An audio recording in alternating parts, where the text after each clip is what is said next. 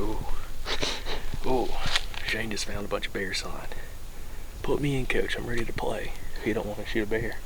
Okay, what do you classify as huge and ginormous bear sign? Like what's big? Trees that big around bent over. Oh, okay. Broke off. Okay. Yeah. Okay. Like the ground completely shredded. Okay. Yeah. Ooh, I got chills. As far as I was concerned, for those following 30 minutes, we were bear hunting. Because you're looking up in the trees. Dude, he said it. Yeah, Did you see any dropping? Did you see any scat? It wasn't any, but you could smell it. Like I could smell it. But it's down like that hollow when we're the one we're in, it gets really steep real quick, and it turns into all Mountain Laurel. So he's probably bedded up in that crap. Yeah, he's bedded up in that and coming out there feeding. But man, he had one place where it didn't really look like it, but at one point in time they had cows in there. Okay, yeah. So there's a bunch of like fence, barbed wire fence. He had one section of it on a tree about that side. He pushed it down and it had raked the whole side of the bark off of the tree where he's pushing it down. Did you see any scratch trees or like where they rub and stuff? Oh yeah, there's one where he had pushed it, like leaned it over. Like he just, like that first one we came to. Well, first thing we kind of angled up like that. There was a tree about this big. It's clawed from about that limb all the way down it. Claw. Just clawed. just oh man. clawed it. And I was like, I looked at it and thought it was just like I saw the bottom part of it, and it was the red oak. You know how hard red oak is. Like there's no way a deer rubbed that red oak. No, it was a bear. And he just rubbed the whole side of it all the way up it. Yeah. And he took every limb off of it. And I was like, well, that's a bear. Big boy. You know? And Up there shoot a 400-pound corn-fed bear. then we got on into went a little ways further. That's when we found that one that was like, it's like about this big. And he broke a limb off about head high. And I was like, you know, because I saw the limb laying there. I was like, damn deer did that. Damn, I want to get the hell out of here, you know, like.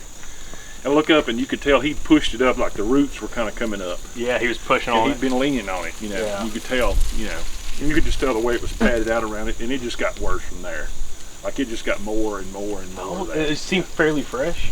Yeah, like probably yesterday. No, some of it was from years ago. Yeah, a lot of it was. You could tell he'd redirected been in there. growth in there. Yeah, you got you a 12, 15-year-old bear in there. Yeah, yeah. There's one tree, dude, that's this big around, and he's taken the like where it's split and bent them back over themselves, and they've grown that away. Yeah, I've seen people talk about like a big bear get up in a limb and like trying to climb it, and they just bow it over and like snap it too. Yeah. It's like they're trying to get up there, especially like a persimmon tree or something. Yeah, he had a cedar tree that was like a clump of cedar trees, and he broke all the tops out of them, and they were just turned down in themselves. And then the whole backside was just shredded down. Holy crap! Yeah, y'all might want to have some serious firepower. Yeah, that's what I told him. Dude, you got a 400-pound black. You might have the new state record, freaking Georgia black bear. Oh man, he had one like sourwood. There was a sourwood there that's probably this big, and he was just leaning. He had pushed it like. It wasn't like he pushed it and pulled it up out of the ground. He just leaned the whole thing like over and bent it down to the ground, like bit it in the shape of a U. Sasquatch. Yeah. Are you sure it wasn't Bigfoot? I've never seen anything like that. I've been in grizzly bear territory, and I've never seen anything like that. I mean, if you think about it, you got 400 to 500 pound black bear, which is a legit possibility over here. They killed them that. They've killed them I know they killed at least 400 pounders out here, but it's like. You get a bear of that kind of weight, and you know a black bear is not that. I mean, a black bear, you know, that bear is probably like up to his back, is probably like that tall, probably. Yeah. But he's just got so much girth and weight to him that he can like do some freaking damage. Yeah. So, yeah, that's oh man, I'm cool with seeing a bear unless I see him like 3 minutes before dark, and I can't shoot it, and then I have to get down and like, you know, walk. Hey bear. Hey bear! Hey bear! Get out of here! Get out of here, bear! You gotta get out of there like you good day yard selling. Good day yard selling. Yeah, our buddy Tyler Malone was hunting, and he had a bear walk up on him. He's hunting a white oak. I saw that video. And he was so scared. He was like, dude, it was a good sized bear too. It was he was like, get out of here! His like voice was all high because he was scared. Yes, get out of here! Did I ever tell you about the one that got me on turkey hunting like 2 years ago? It's like when they first started showing up around my house. Dude. I went in that morning and I walked through my property, and I found a pile of bear mess. I was like, dang, that's fresh. Like, saw tracks, big tracks, like big as this, big as that, like in the mud. They were fresh, and I'm like, maybe I just don't need to go here this morning, you know. But by the time I heard a turkey gobble, I'm like, oh shit, you know. that's not gonna happen. And I got set down, and I was sitting in a low spot, and I got behind this blowdown, and I was sitting there, and I called, you know, I'm calling, he's gobbling. I'm like, this dude's about to come in, and about the time I heard like, woof. And I look behind me, and he's in the brush pile with me. You woke him up from a nap? He had tracked me. Like if you look at my tracks, like when he saw me, he took off like boom, bolted. Yeah, but he was curious. Oh man. Yeah, but you go back and follow. Like when I walked back out, it was muddy as heck. Yeah. And his tracks are in my tracks. Oh, he had tracked me there.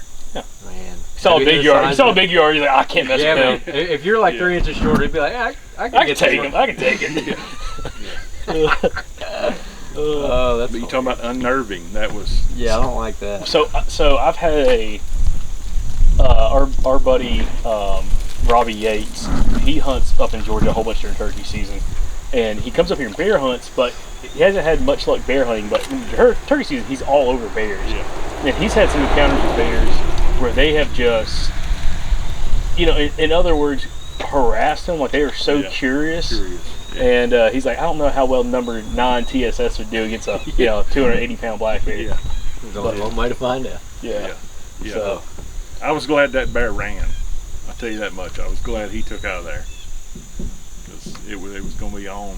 Yeah, you'd be sitting there like, hey, give me a second. Let me make a cut show real quick and get prepared for this. Homemade slug. Yeah. Oh, dude. Yeah, it's crazy.